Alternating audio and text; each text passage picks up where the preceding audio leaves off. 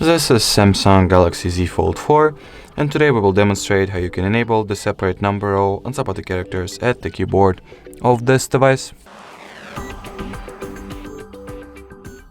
So that's how the keyboard looks without the separate number line.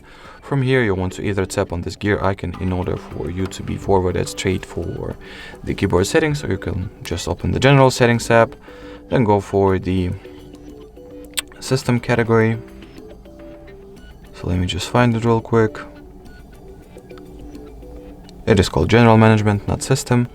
Next, go for the Samsung keyboard settings.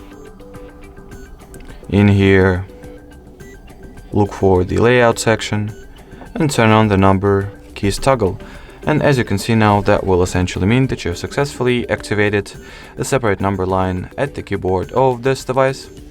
Alrighty, so that will be it for this video. Thank you so much for watching, and bye bye.